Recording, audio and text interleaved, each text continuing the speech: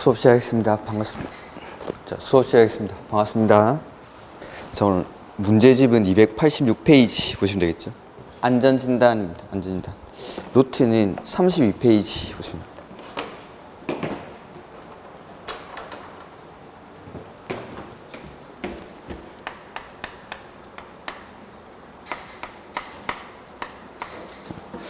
안전진단은 재건축 사업에서 재건축 사업 정비계획 입안을 하기 전에 정비계획 입안 여부를 결정하기 위해서 안전진단을 실시를 합니다. 그래서 대상이 되는 건 단지 내에 있는 건축물을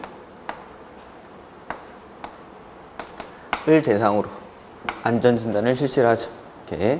그래서 첫 번째 안전진단을 실시하는 시기는 정비 계획의 수립 시기가 도래했을 때, 정비 계획의 수립 시기가 도래하면 안전진단을 직접 입안권자가 실시를 합니다. 입안권자가. 그 다음에 두 번째는 요청이 있을 때, 그래서 토지 등 소유자의 요청이 있을 때에는 안전진단을 직접 실시를 하죠. 그래서 이 요청을 할 때에는 10분의 1 이상의 동의를 받아서 안전진단을 입안권자에게 요청합니다. 그러니까 재건축 사업에서 안전진단을 실시하는 이유는 정비계획의 입안 여부를 결정하기 위해서 안전진단을 실시하는 것이기 때문에 입안권자에게 요청을 하는 거죠. 이 요청을 받은 입안권자는 바로 안전진단을 실시하는 게 아니라 현지 조사 등을 통해서 먼저 실시 여부를 결정하게 됩니다.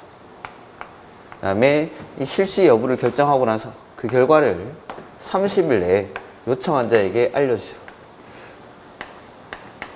그 다음에 안전진단을 실시하기로 결정했을 때에는 안전진단을 실시할 기간을 지정을 하고, 이 안전진단을 실시할 수 있는 기간에는 세 가지. 안전진단 전문기관, 그 다음에 한국건설기술연구원, 그 다음에 세 번째가 국토안전관리원 중에서 하나의 기간을 지정을 해서 안전진단을 실시를 하게 되죠. 이렇게. 그 다음에 이러한 기관들이 안전진단을 실시를 할 때 기준은 국장이 정하는 기준에 맞춰서 안전진단을 실시를 하고, 비용은 원칙은 입안권자가 부담하는 게 원칙인데, 다만 요청에 의해서 안전진단을 실시하는 경우에는 요청한 자에게 부담하게 할 수 있다라는 거. 전부나 일부를 부담하게 할 수 있다. 이렇게. 자, 이렇게 안전진단을 실시를 하면 그 결과가 나오겠죠. 이런 안전진단의 결과가 나오면 이 결과를 요청한 사람, 그 다음에 입안권자, 이렇게 두 군데다가 보내주고, 이걸 받은 입안권자는 안전진단 결과 뿐만 아니라 지역 여건 내지는 도시계획, 이러한 것들을 종합적으로 검토해서, 그러니까 안전진단 결과만 가지고 정비계획의 입안 여부를 결정하는 게 아니라 이러한 것들을 종합적으로 검토해서 정비계획의 입안 여부를 결정하게 됩니다. 그러니까 정비계획의 입안 여부를 결정한다는 말이랑 똑같은 말이 재건축 사업의 실시 여부를 결정한다라는 거랑 똑같은 말입니다. 이게 정비계획을 입안을 해야 구역을 지정해서 재건축 사업을 시행하게 되니까. 그래서 정비계획의 입안 여부를 결정한다, 재건축 사업의 실시 여부를 결정한다라는 것, 안전단 결과, 지역 여건, 도시계획 등을 종합적으로 검토해서, 그 다음에 정비계획의 입안 여부를 결정하고 나면 이 결과 보고서를 시도지사에게 제출합니다. 특별시장, 광역시장, 도지사에게. 그 다음에 이걸 받은 시도지사는 적정성 검토라는 걸 의뢰할 수 있습니다. 이 적정성 검토는 공적 기관인 한국건설기술연구원이랑 국토안전관리원에다가 적정성 검토를 의뢰를 합니다. 그 다음에 국장은 시도지사에게 안전단 결과 보고서의 제출을 요청할 수 있습니다. 자료 제출을. 자료를 받아보고 국장 역시 시도지사에게 적정성 검토를 요청할 수 있다. 자기가 직접 적정성 검토를 하는 게 아니라 시도지사에게 요청을 하는 거죠. 그러면은 이 시도지사는 적정성 검토의 결과 정비계획 입안의 취소 등이 필요한 경우에는 여기 입안권자에게 필요한 조치를 요청을 해야 되고, 요청을 받은 입안권자는 별다른 사유가 없는 한 따라야 한다라는 거죠. 이게 이제 재건축 사업에서의 안전진단이고, 그 다음에 첫 번째 여기 보면은 재건축 사업에서 안전진단의 대상이 되는 건 단지 내에 있는 건축물을 대상으로 하는데, 안전진단 대상에서 제외되는 것들이 있죠. 그래서 노트에는 거기 아마 맨 마지막에 있을 겁니다. 밑에. 그래서 그 건축물이 붕괴되어 있을 때, 두 번째는 사용 금지가 필요하다고 인정할 때, 세 번째는 노후불량 건축물 수에 관한 기준을 충족하고 남아있는 잔여 건축물, 그 다음에 불가피하게 정비구역에 포함된 경우, 그 다음에 안전등급이 D등급이나 E등급일 때, 이럴 때에는 안전진단 대상에서 제외할 수 있다라는 거. 자, 문제 한번 보죠. 286페이지. 10번 문제인데 틀린 것. 정비계획의 입안권자는 재건축 사업의 정비계획 입안을 위해서 정비예정구역별 정비계획의 수립시와 도래한 때 안전진단을 실시해야 한다. 맞죠? 그 다음에 이번에 정비계획 입안을 제한하려는 자가 입안을 제한하기 전에 해당 정비예정구역에 위치한 건축물 및 그 부속토지 소유자 10분의 1 이상의 동의를 받아 10분의 1 이상의 동의를 받아 안전진단 실시를 요청한 경우 요청일로부터 60일이 아니라 30일 내 실시 여부를 정해서 요청인에게 통보. 자, 여기까지 한번 볼까요? 그러니까 보면 안전진단은 첫 번째 정비계획 수립 시기가 도래했을 때, 그러니까 정비계획 수립 시기가 도래하면은 직접 입안권자가 직권으로 안전진단을 실시를 하는 거고, 요청이 있을 때에도 안전진단을 실시를 하는데, 요청을 받았을 때 입안권자는 현지 조사 등을 통해서 실시 여부를 결정한 다음에 30일 내에 요청한 사람에게 결과를 통보합니다.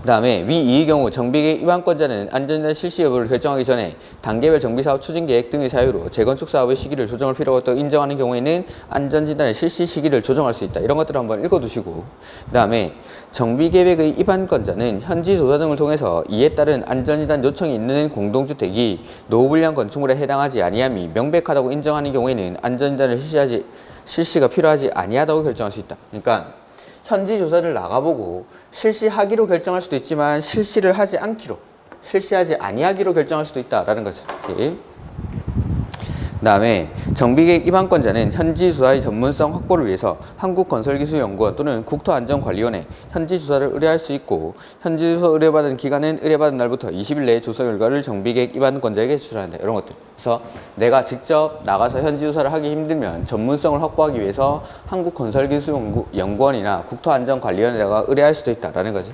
그래서 10번은 정답이 2번이고 11번. 안전진단 대상에서 제외할 수 있는 것에 해당하지 않는 것, 이런 것들은 암기를 하셔야 됩니다. 첫 번째, 안전사고, 건축물이 붕괴되어 있을 때, 해설에 나와 있죠.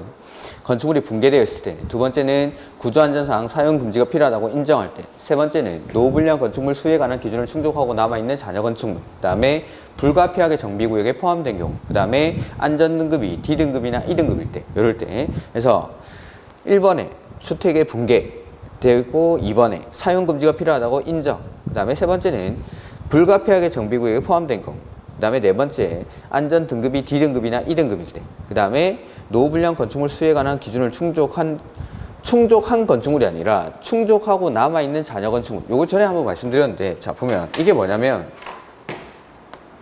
아파트 단지 안에 아파트 동이 101동부터 해서 110동까지 존재를 하고 있는 거죠. 이럴 때 이 주택단지 안에 있는 건축물 중에 3분의 2 이상이 노후불량 건축물이면 이 전체를 노후불량 건축물로 봅니다. 단지 전체를. 그러니까 101동부터 107동까지 검사를 해보니까 이게 싹 다 노후불량 건축물이죠.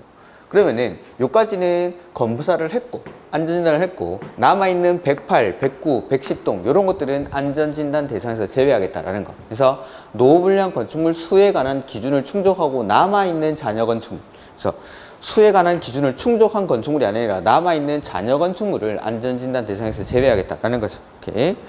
그 다음에 12번 문제.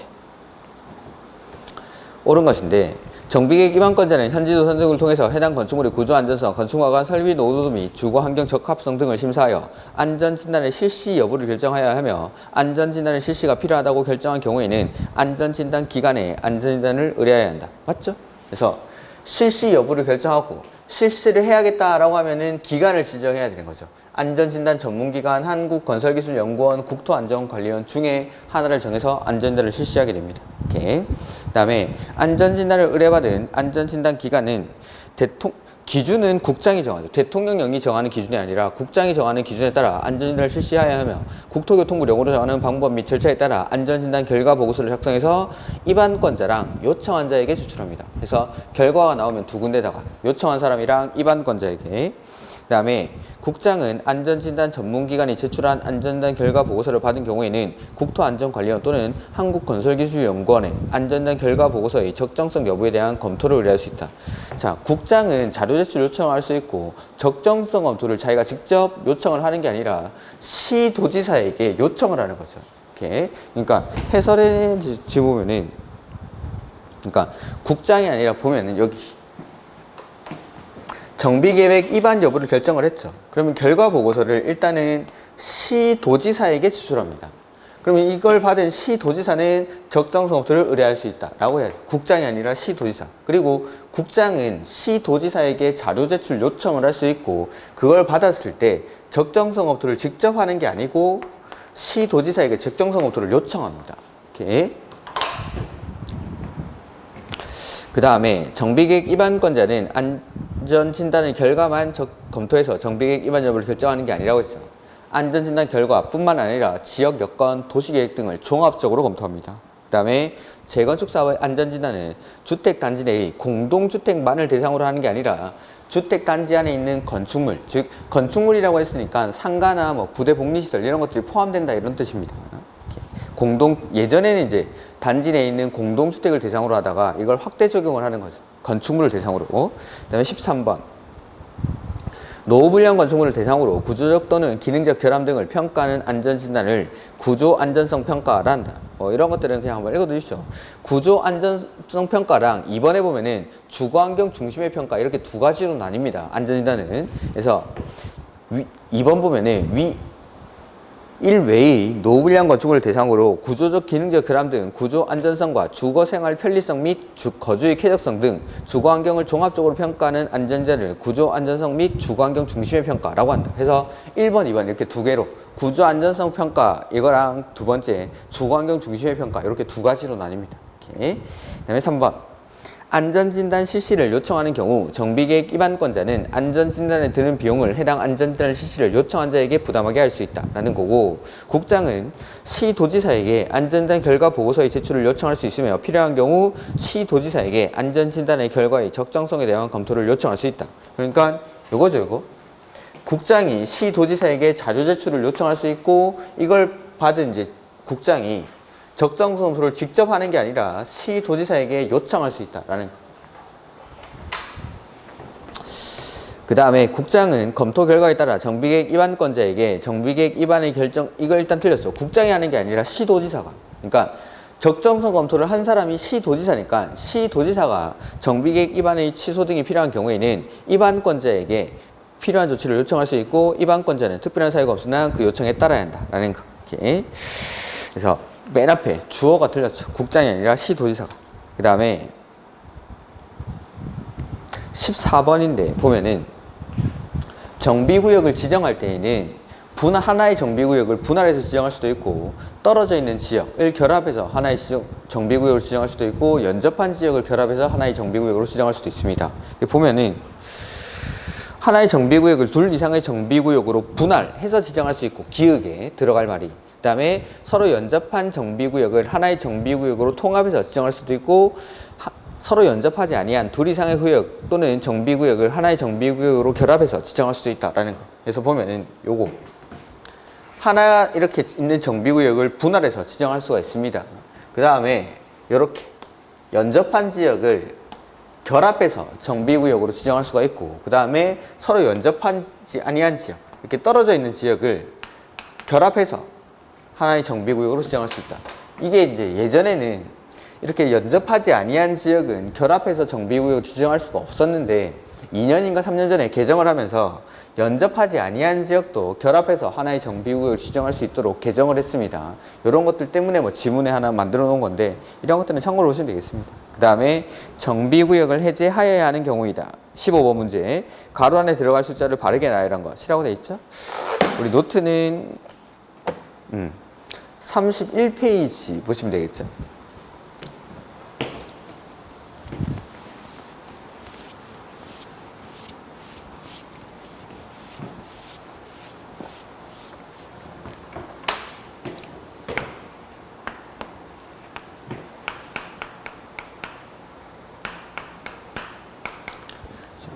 정비구역 해제 사유인데, 자, 보면 정비구역이 지정이 됩니다. 그리고 나서 조합이 사업을 할 때에는 먼저 추진위원회를 구성을 하죠. 추진위원회가 구성이 되고 나면 조합 설립 인가를 신청하고, 이 조합총회에서 사업 시행 계획서를 확정을 해서 이 확정된 사업 시행 계획에 대해서 인가 신청을 하고, 인가를 받고 나면 사업을 하게 되겠죠. 이럴 때. 그래서 정비구역이 지정되고 나서 그 후속 조치들이 안 따라붙어주면 지정된 정비구역을 해제를 합니다. 그래서 추진위원회에 들어가면 얼마라고 했죠? 2년. 그래서 추진위원회 앞뒤로 2년. 정비구역 지정 보시는 날부터 추진위원회 승인 신청까지 2년. 추진위원회 승인 받고 나서 조합 설립 인가 신청까지 2년. 그 다음에 나머지는 3년이었죠. 그래서 정비구역 지정하고 나서 추진위원회를 구성하지 않고 바로 조합 설립 인가를 신청할 때에는 3년. 그 다음에 조합 설립 인가 받고 나서 사업 시행계획 인가 신청까지는 3년.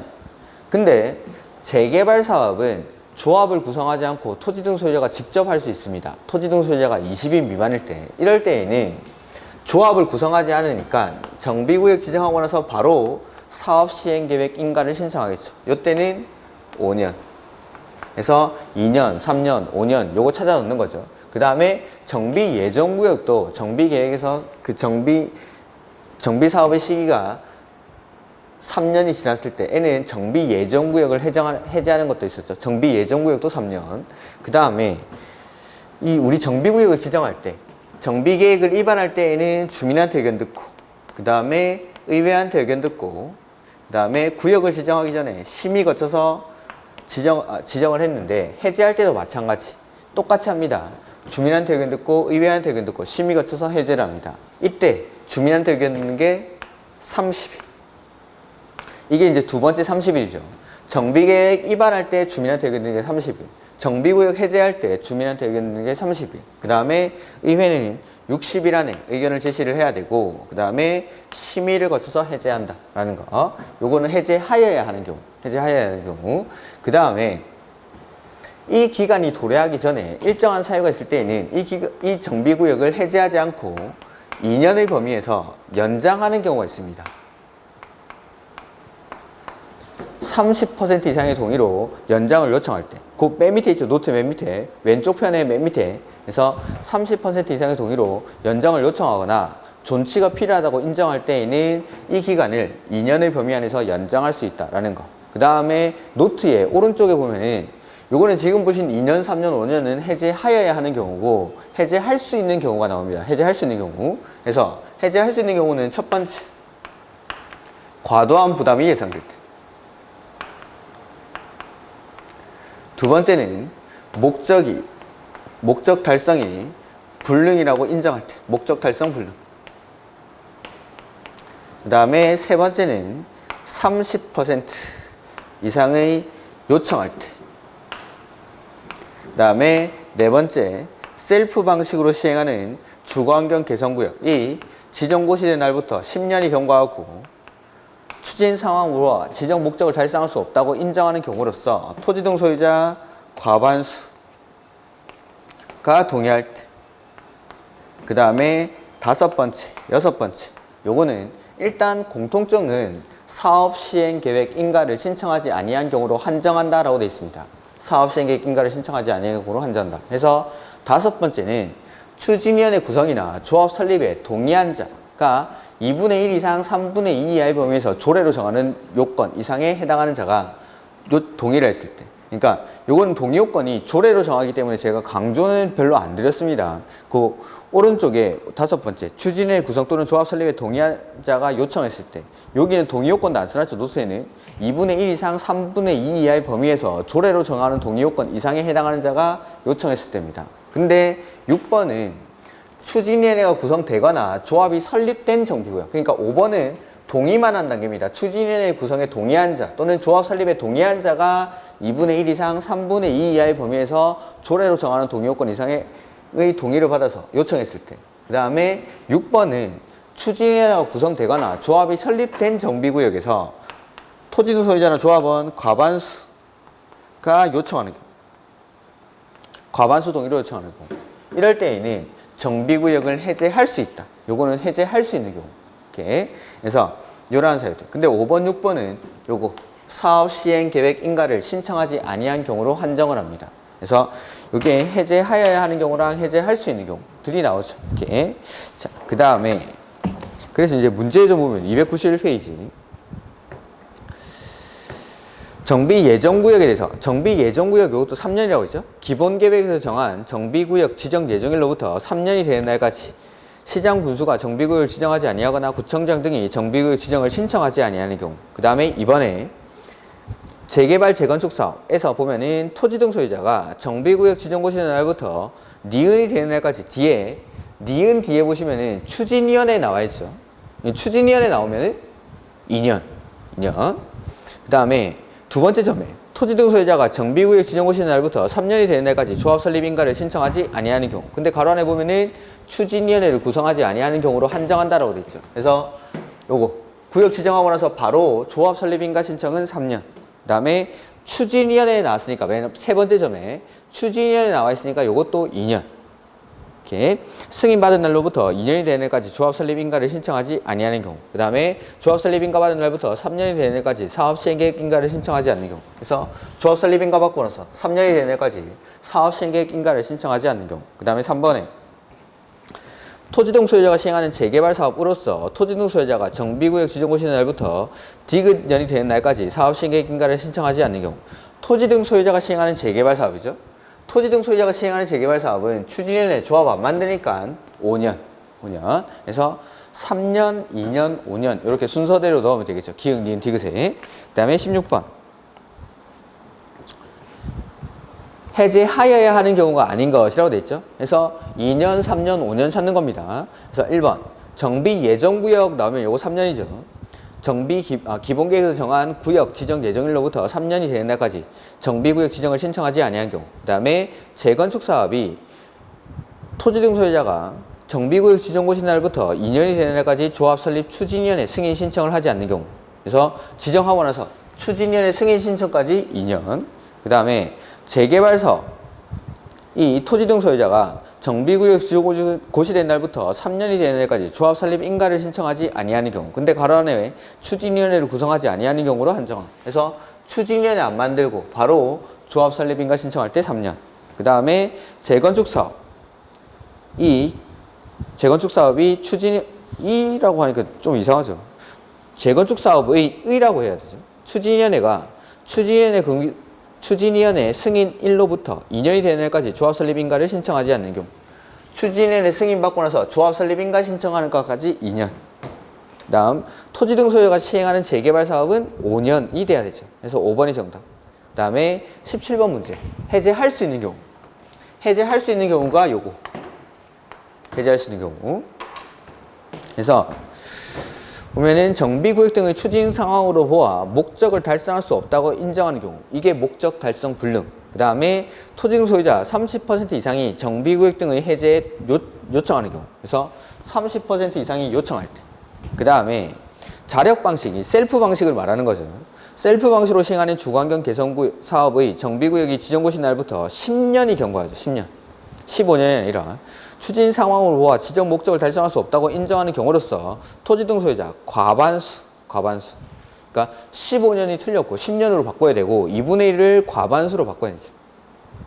그 다음에 추진위원회 구성, 조합 설립에 동의한 토지 등 소유자의 2분의 1 이상 3분의 2 이하의 범위에서 시도 조례를 정하는 비율 이상의 동의로 정비구역 해제를 요청하는 경우.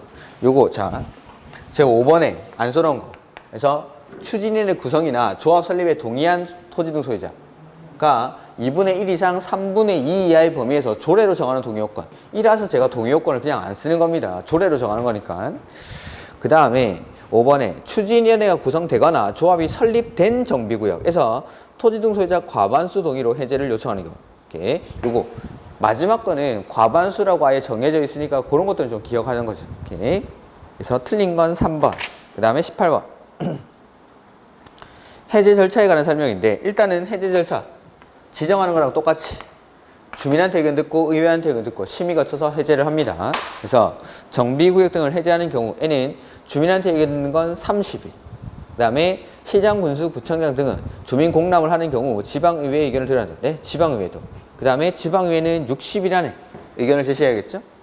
그 다음에 정비구역의 지정권자는 정비구역 등 해제를 요청받거나 정비구역 등을 해제하려면 지방도시계획위원회 심의를 거쳐야 한다. 그래서 1번, 2번, 3번, 4번이 다 요거죠. 주민한테 의견 들어야 되고 주민한테 의견 들을 때는 30일, 의회한테 의견을 듣는데 의회는 60일, 그 다음에 심의를 거쳐야 한다라는 거.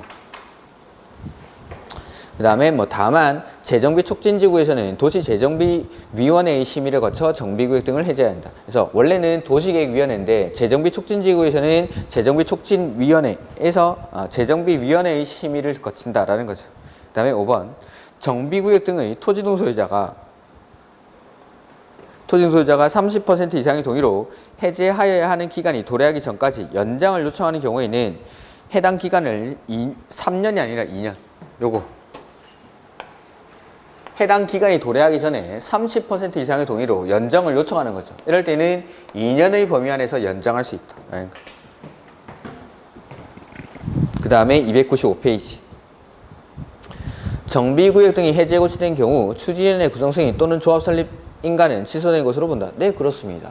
이제 사업 안 할 거니까 정비구역 해제가 고시된 경우에는 추진위원회 구성 승인 또는 조합 설립 인가는 취소된 것으로 본다. 사업을 못하니까.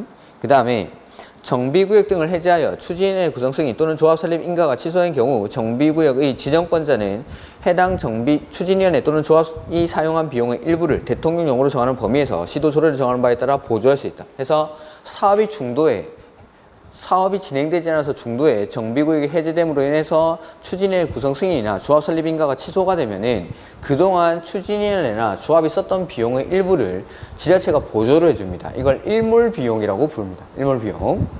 그 다음에 정비구역 등이 해제된 경우에는 정비계획으로 변경된 용도지역, 정비기반시설 등의 정비구역 지정 이전 상태로 환원된 것으로 본다. 다만 셀프 방식으로 시행하는 주거환경 개선 사업의 정비구역이 해제된 경우 정비구역 지정권자는 기반시설의 설치 등 해당 정비사업의 추진 상황에 따라 환원되는 범위를 제한할 수 있다. 그러니까 정비구역이 지정이 됐다가 해제가 되면은 지정 이전의 상태로 그대로 환원을 시키는 거죠. 다만 셀프 방식으로 시행하는 주거환경 개선 사업, 요거는 달동네에서 하는 사업이죠.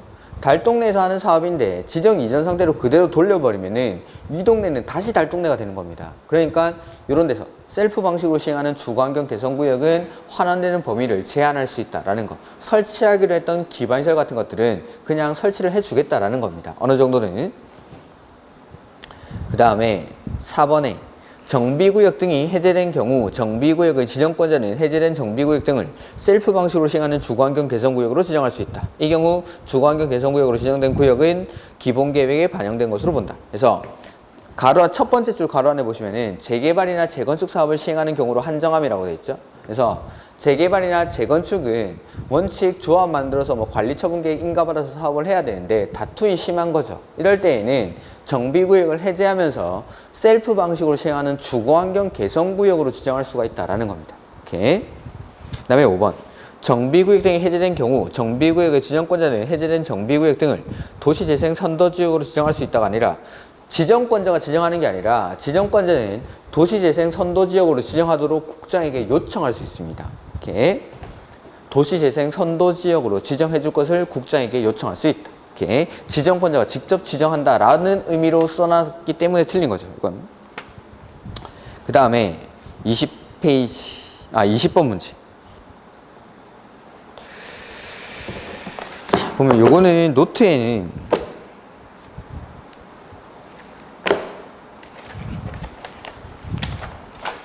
30페이지에 나와 있습니다. 30페이지.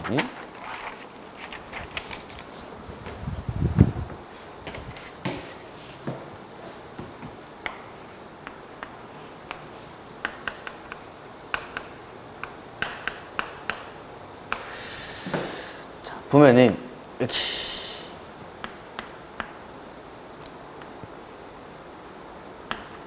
정비구역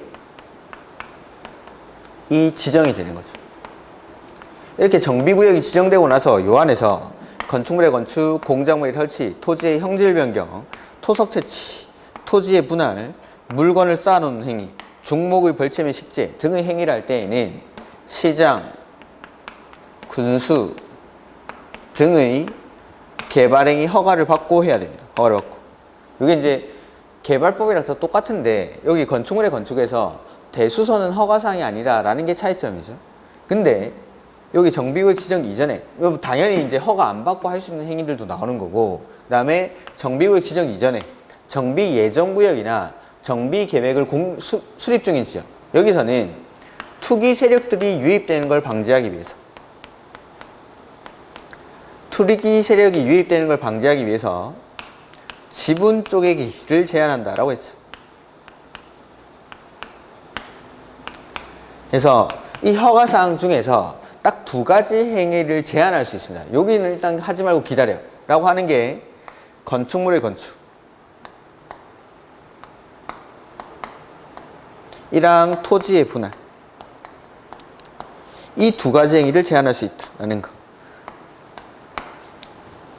정비 예정구역이나 정비 계획을 수립 중인 지역에서는 투기 세력들이 유입되는 걸 방지하기 위해서 건축물의 건축이랑 토지의 분할, 요걸 제한하는 기간이 3년 동안 제한하고 연장은 한 차례만 1년 이렇게. 그 다음에 제한할 수 있는 사람은 싹 다 국장, 시도지사, 시장, 군수, 구청장이 제한할 수 있는데, 그 중에서 국장이나 시도지사가 제한할 때에는 시장, 군수한테 의견 듣고 제한합니다. 그 다음에 제한할 때는 당연히 심의를 거쳐서 제한을 한다. 뭐 이런 것들이 있습니다. 그래서 문제 한번 보면은 20번 문제 296페이지. 허가를 받지 않고 정비구역에서 할 수 있는 행위는 해서 첫 번째, 경작을 위한 토지의 형질변경. 네, 생업 관련 행위니까 이런 것들은 허가를 받지 않겠죠. 그 다음에 관상용 중목의 임시식재는 허가를 받지 않지만 경작지에서의 임시식재는 제외하죠. 이렇게. 그 다음에 토지의 분할, 그 다음에 건축물의 용도 변경. 다만 대수선은 허가사항이 아니죠. 건축물의 건축이랑 용도 변경 이런 것들은 허가사항이지만 요거 대수선은 허가사항이 아니라는 거. 그 다음에 중목의 벌채뿐만 아니라 식재 이런 것들은 허가를 받아야 되죠. 이렇게 1번이 정답. 그 다음에 21번 행위 제한에 관한 설명으로 틀린 것. 국장, 시도지사, 시장, 군수, 구청장은 비경제적인 건축 행위 및 투기 수요 유입을 방지하기 위해서 기본 계획을 공람 중인 정비 예정구역 또는 정비 계획을 수립 중인 지역에 대해서 건축물의 건축이랑 토지의 분할을 제한할 수 있다. 요거죠. 건축물의 건축이랑 토지의 분할을 제한할 수 있다라는 거. 정비구역이 지정되기 전에 정비 예정구역이나 정비 계획을 수립 중인 지역에서 투기 세력들이 유입되는 걸 방지하기 위해서 이 두 가지 행위를 3년 동안 제한하고 한 차례 1년을 연장할 수 있죠. 그리고 다 제한할 수 있다고 했죠. 국장, 시도지사, 시장, 군수, 구청장이 다 제한할 수 있습니다. 그 다음에 이번에 정비 예정구역 등의 행위 제한 기간은 최대 3년으로 할 수 있다. 최대 3년이 아니라 3년 동안 제한하고 한 차례 1년을 연장할 수 있으니까 최대로 제한하면 4년을 제한할 수 있죠. 그 다음에 용도 변경은 시장, 군수 등의 허가를 받아야 된다. 네, 건축물의 건축뿐만 아니라 용도 변경까지 허가사항. 다만 대수선은 허가 안 받고 할 수 있죠. 그 다음에 경작을 위한 토지의 형질 변경은 허가를 받지 않고 할 수 있고, 정비구역의 개발에 지장을 주지 아니하고 자연경관을 손상하지 않는 범위 안에서의 토속 채취 역시 허가 없이 할 수 있는 행위죠. 이렇게. 그 다음에 정비사업의 시행에 관한 설명으로 틀린 거, 뭐 시행자, 시행 방식, 시공자 선정 시기 이런 것들이 나오겠죠. 우리 노트는 29페이지.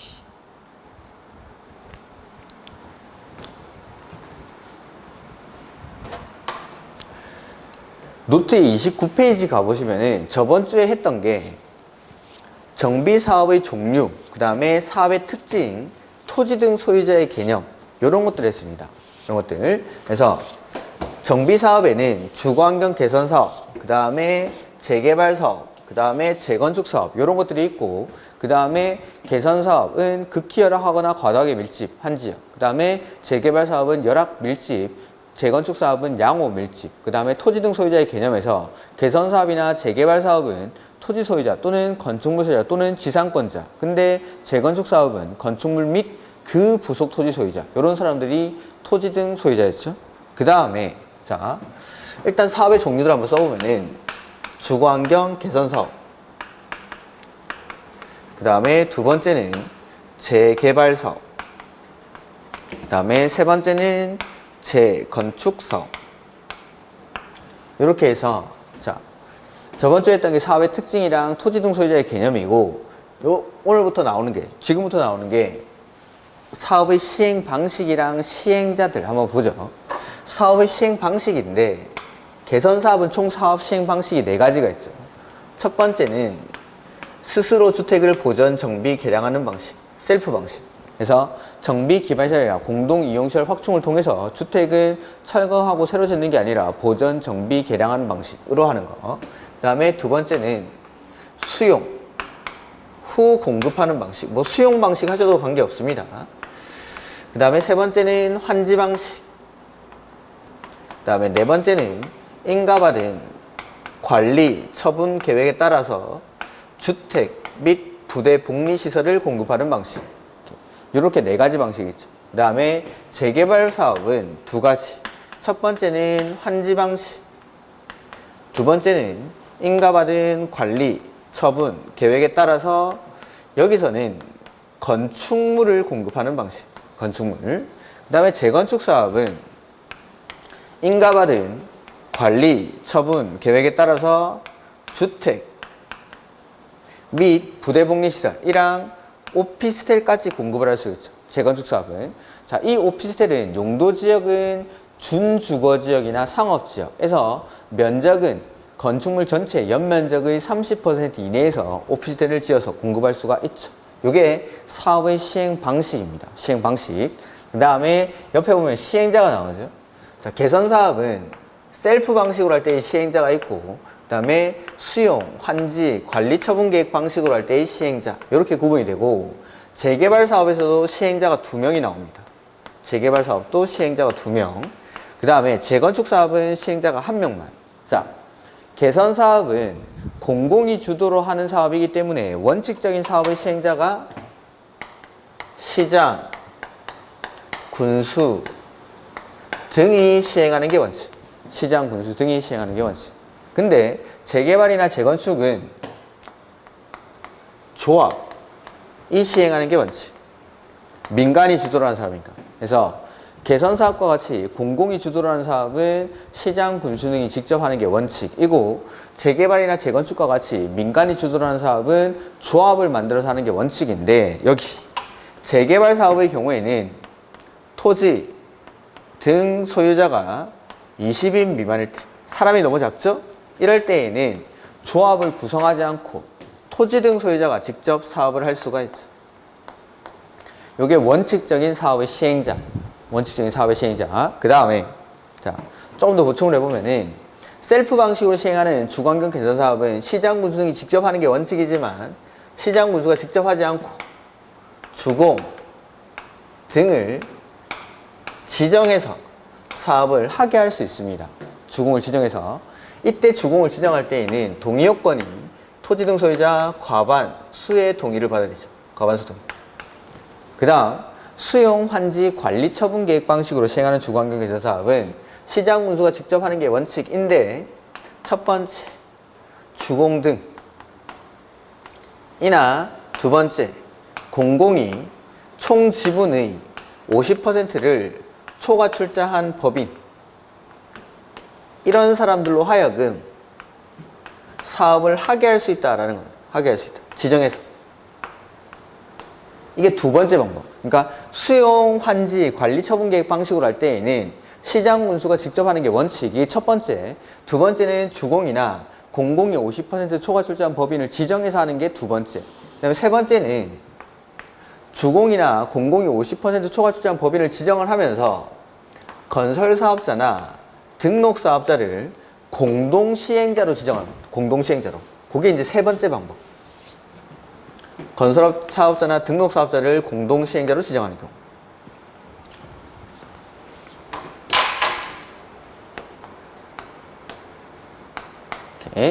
그 다음에 재개발이나 재건축은 원칙은 조합이 하는데 재개발 사업은 토지 등 소유자가 직접 할 수 있죠. 해서 보면은 조합이 시행할 때에는 조합이 하는 게 원칙이지만 조합은 얼마의 동의라고 했지 이거?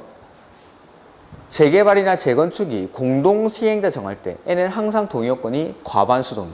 그래서 조합은 과반수 동의를 받아서 시장, 이 누구랑 같이 하는지 중요하지 않습니다. 시장, 군수 등. 그 다음에 주공 등. 그 다음에 건설사업자, 등록사업자, 신탁업자, 한국부동산원 이런 사람들이랑 사업을 공동으로 할 수 있다. 대신에 여러분 기억하셔야 되는 건 요거 공동시행자를 정할 때 동의요건이 과반수동이라는 거. 그 다음에 토지등 소유자가 20인 미만의 재개발 사업은 토지등 소유자가 직접 하는 게 원칙이지만 토지등 소유자 역시 과반수 동의를 받아서 여기 위에 계셨던 분들이랑 사업을 같이 공동으로 할 수 있다라는 거. 그 다음에 조합이 재건축 사업은 조합이 하는 게 원칙이지만 역시 조합은 과반수 동의. 여기도 이제 과반수 동의죠. 토지등 소유자 과반 동의. 재건축 사업을 시행하는 조합도 과반수 동의를 받아서 역시 위에 계신 분들 시장, 군수 등 주공 등 건설사업자, 등록사업자랑 사업을 같이 할 수 있습니다. 여기는 이제 신탁업자랑 한국부동산원이 들어가지 않는다는 게 차이점이긴 한데 중요한 건 아닙니다. 그래서 원칙적으로 누가 하는지, 시장 군수가 하는지, 민간이 하는지, 공공이 하는지, 민간이 하는지로 구분하고 구공이 하는 건 시장 군수 등, 민간이 하는 건 조합이, 다만 토지 등 소유자가 조합 안 만들고 할 수 있는 사업은 재개발 사업만. 그 다음 개선 사업을 수용, 환지, 관리 처분 계획 방식으로 시행하려고 합니다. 시장 군수 등이. 이때에는 시장 군수 등이 하니까 동의를 안 받고 그냥 사업을 해도 안 되죠. 시장 군수 등이 하는 개선 사업이라 하더라도 동의를 받아야 됩니다. 그래서 이때 동의 요건이 토지 등 소유자 3분의 2 이상의 동의랑 누구죠? 토지 등 소유자 3분의 2랑 세입자 과반수의 동의를 받아야죠. 토지 등 소유자 3분의 1랑 세입자 과반수의 동의를 받습니다. 주거환경 개선 사업을 수용, 환지, 관리 처분 계획 방식으로 할 때 다만 이 세입자의 동의는 생략할 수 있다라는 거죠. 세입자의 동의를 생략. 그래서 세입자의 동의를 생략하는 경우가 첫 번째, 세입자가 많을 때 생략합니까? 작을 때 생략합니까? 작을 때. 세입자가 전체 토지 등 소유자의 2분의 1 이하일 때. 두 번째는 주변에 임대주택이 충분할 때. 그 다음에 세 번째는 셀프, 환지, 관리 처분 계획 방식일 때는 세입자의 동의를 생략할 수 있다는 거. 토지 등 소유자의 동의를 받고 세입자의 동의를 생략할 수 있다. 그 다음 천재지변으로 인해서 긴급히 정비 사업을 할 때에는 세입자뿐만 아니라 토지 등 소유자의 동의도 생략하고 사업을 할 수가 있습니다. 이렇게 이게 이제 시행자에 관한해요. 시행 방식, 시행자. 그 다음에 그 노트의 29페이지 보면은 마지막에 시공자 선정 시기라는 게 나오죠. 노트에는 양이 조금 작은데, 내용이 조금 작은데, 그거 쓰면서 조금 보충해보죠. 시공자 선정 시기라고 해서, 자, 시행자가 조합일 때에는 시공자를 선정하는 시기가 조합, 설립, 인가 후에 경쟁 입찰이나 수의계약 방식으로 시공자를 선정을 합니다. 다만 조합원이 좀 작을 때 100명 이하일 때에는 경쟁 입찰하지 않고 정관으로 정하는 바에 따라 시공자를 선정할 수 있다는 거. 그 다음에 토지 등 소유자가 시행자인 경우에는 사업, 시행, 계획, 인가 후에 토지 등 소유자가 시행자라는 건 사람이 일단 처음부터 작죠. 20인 미만이죠. 이러니까 정관으로 정하는 바에 따라서 시공자를 선정할 수 있다라는 거. 그 다음에 시장 군수 등 주공 등 내지는 지정개발자 이런 사람들이 시행자인 경우에는 시행자 지정 고시 후에 역시 경쟁 입찰이나 수의계약 방식으로 시공자를 선정을 합니다. 다만 이 경우에는 주민대표회의나 토지 등 소유자 전체 회의가 시공자를 추천할 수 있고 그 추천받은 자를 시공자로 선정해야 한다라는 거. 이게 시공자 선정 시기에 관한 내용이죠. 이렇게. 그래서 조합 설립 인가 후, 사업 시행 계획 인가 후, 시행자 지정 고시 후. 그래서 원칙은 경쟁 입찰이나 수의계약 방식으로 하는데 토지 등 소유자 일대에는 원칙적으로 규약으로 정하는 바에 따라서 그 다음에 조합의 경우 조합원이 100명 이하일 때, 사람이 작을 때는 정관으로 정하는 바에 따라서 시공자를 선정할 수 있다. 그 다음에 여기 시장군수나 주공, 지정개발자일 때는 토지등 소유자 전체 회의나 주민대표회의가 시공자를 추천할 수 있고, 그런 경우에는 그 추천받은 자를 시공자로 선정해야 한다. 같이. 그래서 이게 이제 시공자 선정 시기죠. 그 다음에 재개발이나 재건축은 보시다시피 여기 재개발이나 재건축은 조합이나 토지등 소유자가 하는 게 원칙이지만 예외적으로 시장, 군수 등이 직접 하거나 주공을 지정해서 사업을 하게 할 수 있는 경우가 있습니다. 그게 재개발, 재건축의 예외적 공공시행자라는 게 나오는데, 그거는 나중에 문제에 나오면 한번 정리해보죠. 29페이지 거기 노트에, 지금 우리 여기 써놓은 게 다 노트 29페이지에 나오는 거죠. 노트 29페이지 아래쪽에 보면은 8가지 사유가 정리되어 있는 게 있을 겁니다. 그게 재개발이나 재건축의 예외적 공공시행자. 그래서 재개발이나 재건축을 시장군수가 직접 하거나 주공 등으로 하여금 사업을 하게 할 수 있는 경우가 8가지 나오는데, 그거 조금 이따가 문제에 나올 거니까 그때 정리를 한번 해보죠. 자, 문제 한번 보죠. 298페이지.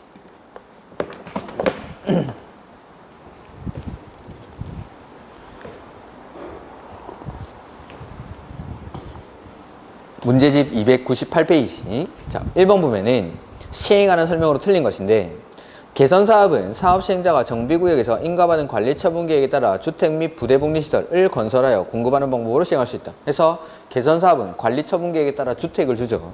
그 다음에 개선사업은 사업시행자가 정비구역에서 기반시설 및 공동이용시설을 새로 설치하거나 확대하고 토지등 소유자가 스스로 주택을 보전, 정비, 개량하는 방법으로 할 수 있다. 셀프 방식. 그 다음 개선사업은 정비구역의 전부 또는 일부를 수용하여 주택을 건설한 후 토지등 소유자에게 우선 공급하거나 대지를 토지등 소유자 또는 토지등 소유자 외의자에게 공급하는 방법으로 할 수 있다. 수용 후 공급하는 방법. 그 다음에 개선사업은 환지로도 할 수 있죠. 근데 재건축 사업은 환지로 할 수가 없습니다. 재건축 사업은. 그러니까 개선사업이나 재개발 사업은 환지 방식으로 할 수 있지만 재건축 사업은 환지 방식이 따로 규정되어 있지 않죠. 그 다음에 2번. 틀린 것인데, 개선사업은 환지로 공급하는 방법과 관리처분계획으로 주택 등을 공급하는 방법을 혼용하는 방법으로 할 수 있다. 그렇죠? 자, 개선사업은 사업 시행 방식이 크게 4가지죠. 셀프, 수용, 환지, 관리처분계획. 그리고 이 4가지 방식을 혼용하는 방식으로도 사업을 시행할 수 있습니다. 그 다음에 니은. 재개발 사업은 정비구역에서 인가받은 관리처분계획에 따라 건축물을 건설하여 공급하거나 환지로 공급하는 방법으로 한다. 그렇죠?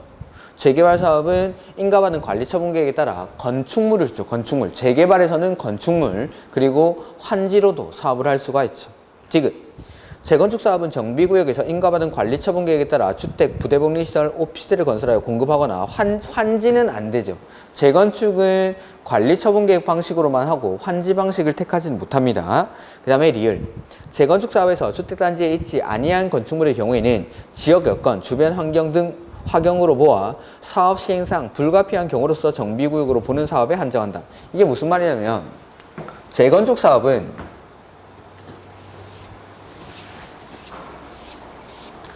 원칙적으로 주택단지 안은 아파트 단지가 있으면은 이 주택단지를 정비구역으로 지정을 해야 되는 거죠.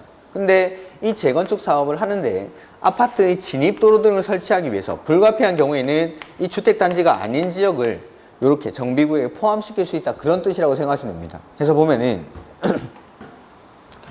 주택단지에 있지 아니한 건축물의 경우에는 지역 여건, 주변 환경으로 보아 사업 시행상 불가피한 경우에는 뭐 여기 불가피한 경우로서 정비구역으로 보는 사업에 한정한다라는 게.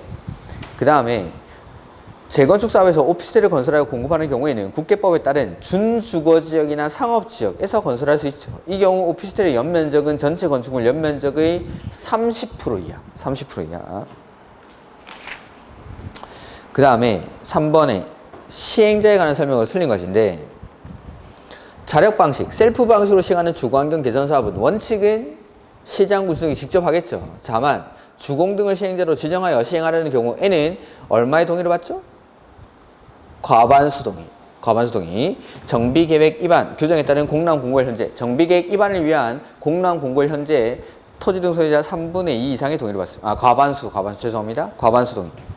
그 다음, 그러니까 요거죠, 요거. 셀프 방식으로 시행하는 주거환경 개선 사업은 시장 군수가 직접 하는 게 원칙이지만 주공을 지정해서 사업을 하려고 할 때에는 과반수 동의를 받아야 한다라는 거. 이렇게. 이번에 수용, 환지, 관리 처분 계획 방식까지의 규정에 따른 방법으로 시행하는 주거환경 개선 사업은 시장 군수가 직접 시행하거나 주공 등에게 시행하게 할 수 있다. 그렇죠? 나머지 수용, 환지, 관리 처분 계획도 시장 군수가 직접 하는 게 원칙이지만 주공을 지정해서 사업을 하게 할 수 있다라는 뜻이죠. 이렇게.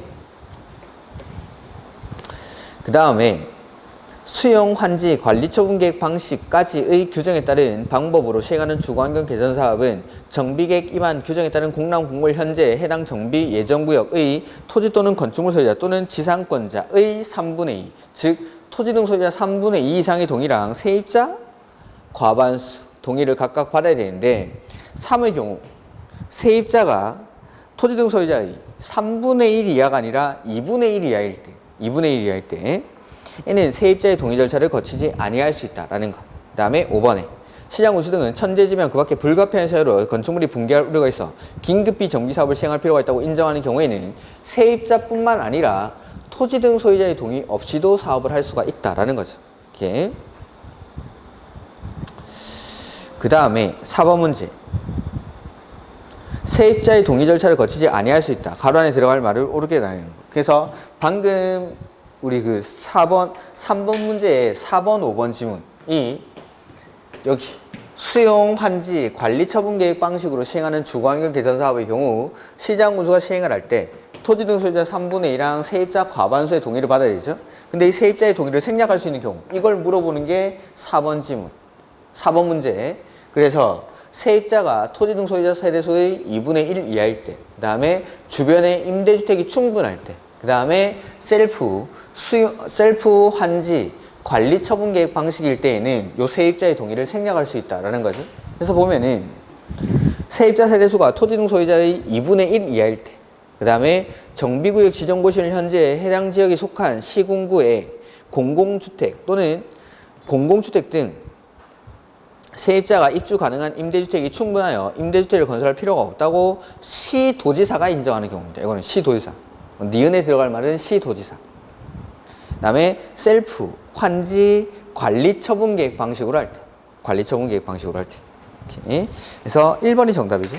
그 다음에 재개발, 재건축 사업의 시행자와 관한 설명으로 틀린 것인데, 틀린 것. 보면은, 자, 요거는 좀 하나 정리해놓고 하죠. 우리 노트에 29페이지 밑에 보면은,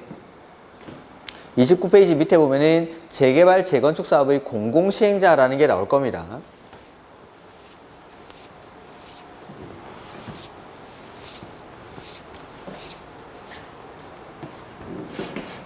재개발이나 재건축 사업의 경우에는 원칙적으로 조합이나 토지 등 소유자와 같은 민간이 해야 되는데 이러한 사유가 있을 때에는 주공이 직접 하거나 시장 군수가 직접 하거나 주공을 지정해서 사업을 하게 할 수 있다라는 거죠. 그래서 보면은 자, 제가 한 8가지 사유로 정리를 했었는데 이런 것들은 그냥 한 번 보면은 절대 외워지지 않으니까 나올 때마다 계속 보시고 눈으로 계속 익히셔야 됩니다.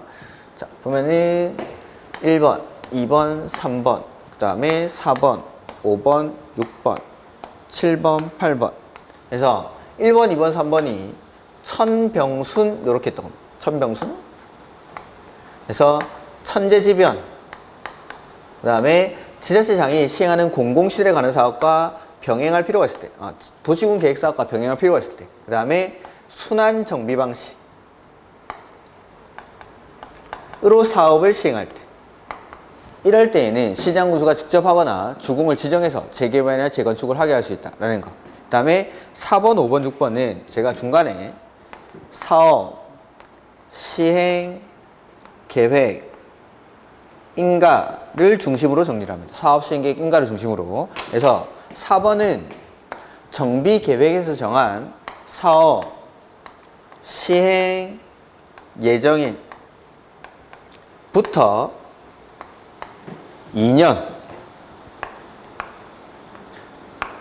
2년 내에 사업 시행 계획 인가 신청이 없거나 그 신청 내용이 위법 부당하다고 인정할 때.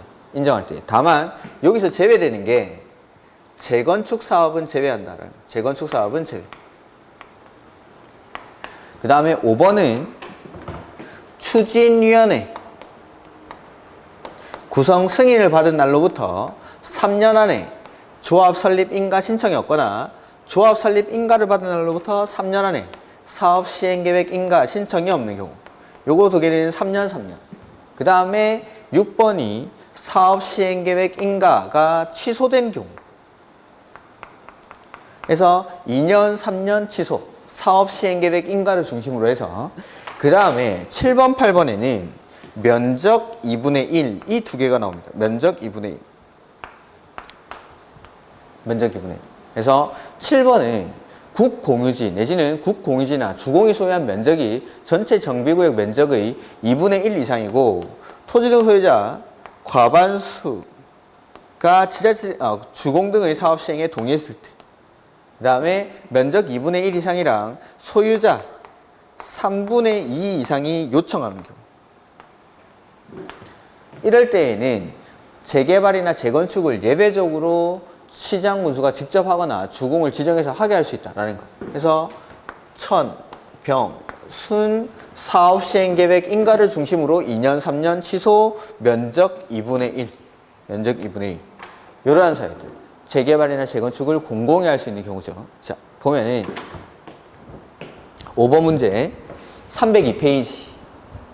틀린 것인데 재개발 사업은 조합이 시행하거나 조합원 과반수 동의를 받아 시장군수 등 주공 등 건설사업자, 등록사업자, 신탁업자, 한국부동산원과 공동으로 시행할 수 있다.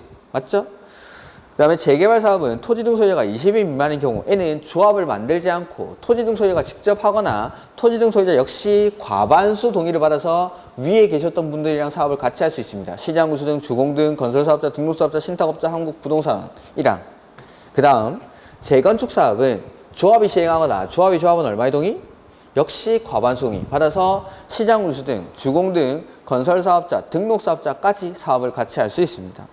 그 다음 시장군수 등은 재개발 사업 및 재건축 사업이 천재지변 등 긴급히 정비사업을 시행할 필요가 있다고 인정하는 때에는 직접 하거나 주공 등을 시행자로 지정해서 사업을 하게 할 수 있다.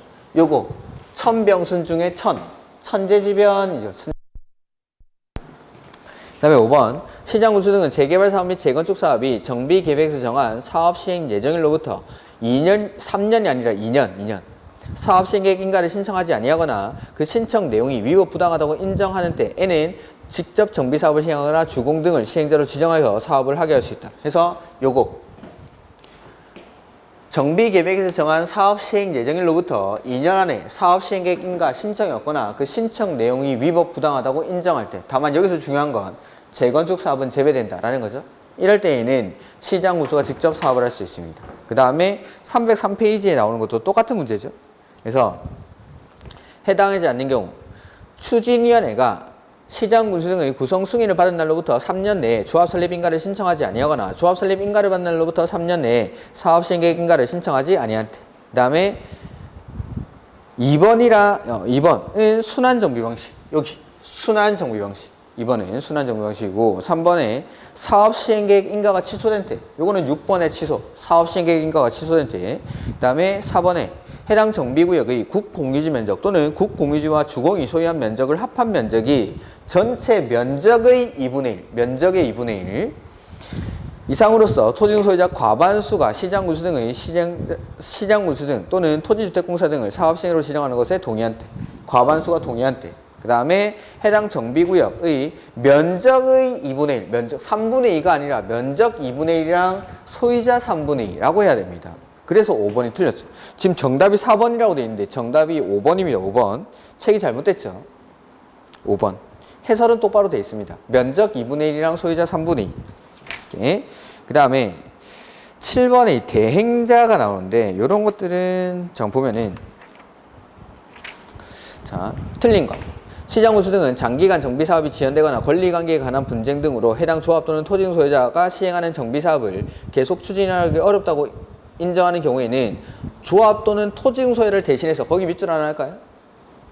조합이나 토지 등 소유자를 대신해서 시장군수가 직접 사업을 하거나 주공 등이나 지정개발자로 하여금 사업을 대행하게 할 수 있습니다. 이게 자, 우리가 이제 개발법에서 시공자 선생님 이쪽에 있었죠. 기억이 나실지 모르겠는데 개발법에서도 대행이라는 게 한번 나온 적이 있습니다.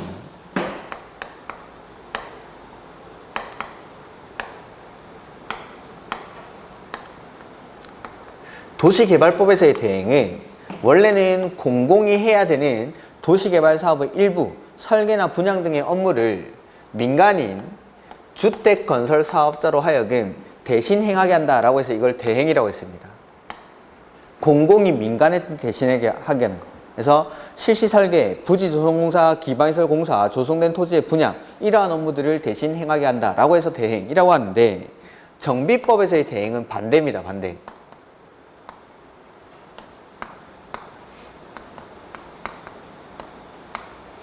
정비법에서는 방금 보셨던 대로 1번 지문에 조합이나 토지 등 소유자, 즉 민간을 대신해서 조합이나 토지 등 소유자를 대신해서 시장 군수가 직접 정비 사업을 하거나 내지는 주공이나 지정개발자로 하여금 사업을 대신 행하게 할 수 있다라는 것. 이게 대행입니다. 그러니까 이렇게 조합이나 토지 등 소유자가 사업을 제대로 못하고 있으니까 그걸 공공이 대신하겠다라는 겁니다. 대신하면 보수를 지급을 해야겠죠? 이 보수에 대한 권리로서 압류를 할 수 있습니다. 시행자에게 기속될 건물이나 토지를. 그 다음에 뭐 성간주의 의무를 부담을 해야 되고, 대행자들은. 그 다음에 대행하는 기간 동안에는 자기의 이름 및 시행자의 계산으로 대행을 하게 됩니다. 여기서 말하는 자기라는 건 여기 대행자. 대행자의 이름으로 사업을 하고 그 다음에 시행자의 계산으로 사업을 하게 됩니다. 이렇게. 요게 이제 중요한 거예요. 자기의 이름 및 시행자의 계산. 요거 좀 기억하죠. 대행에서. 그래서 좀 보면은 1번에 읽었는데 다시 한번 보면 시장군수 등은 장기간 정비사업이 지연되거나 권리관계에 관한 분쟁 등으로 해당 조합 또는 토지 등 소유자가 시행하는 정비사업을 계속 추진하기 어렵다고 인정할 때에는 해당 조합 또는 토지 등 소유자를 대신해서 조합이나 토지 등 소유자를 대신해서 시장 군수가 직접 하거나 주공이나 지정개발자에게 해당 조합 또는 토지 등 소유자를 대신해서 정비사업을 시행하게 할 수 있다.